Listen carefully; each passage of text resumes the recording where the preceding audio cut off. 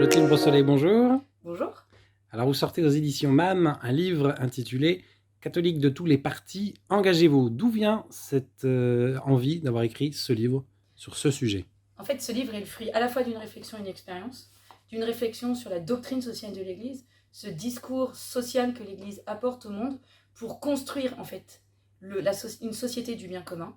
Finalement, comment les principes de l'Évangile peuvent se concrétiser dans notre société, dans le monde actuel, et puis aussi d'une expérience d'accompagnement d'élus, de candidats à des élections, essentiellement municipales, en essayant de trouver avec eux quelle position, quelle posture, quelle manière d'être un candidat catholique peut avoir en politique.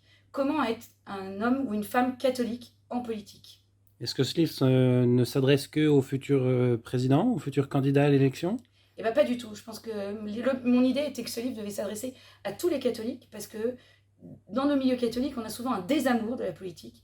Il est vrai qu'aujourd'hui, la chose politique est peu aimée, mal aimée, elle est même méprisée parce que nos hommes politiques sont peut-être pas finalement à la hauteur des enjeux. Et donc l'idée de ce livre, c'est de rappeler que la politique, elle est très importante parce qu'elle participe au bien commun et elle participe même à l'économie du salut. Parce que des saines institutions permettent d'avoir une vie saine et permettent même de rendre sain et nous préparent à rentrer au royaume. Un des intérêts de votre livre, c'est que vous avez un propos à la fois convaincu, où vous apportez des convictions et vous les portez en tant que femme chrétienne dans le monde. À la fois, vous avez fait aussi appel à toute la richesse de la doctrine sociale de l'Église, de certains auteurs en particulier. Est-ce que vous pensez que c'est un bon livre pour se poser avant d'agir? J'espère que c'est un livre qui va permettre de se poser la question d'agir. Voilà. Et c'est vraiment, j'espère que ce livre va susciter des vocations. J'ai écrit à certains élus une petite dédicace en disant si seulement ce livre vous permettait d'être moins seul. En fait, la grande fragilité des catholiques qui sont engagés en politique, c'est qu'ils se sentent seuls. J'ai même une amie l'autre jour qui me disait mais Clotilde, il faut que tu leur dises, c'est une boucherie.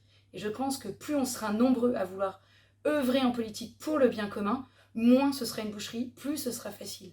Et en fait, dans ce livre, je dis que nous avons tout évangélisé. On évangélise sur les places, on évangélise les médias, sur les plages, on a même évangélisé la sexualité. Et finalement, le dernier lieu à évangéliser, c'est la politique. Et c'est ce qui pourtant est le plus important, parce que comme nous l'avons appris, c'est la plus haute forme de la charité.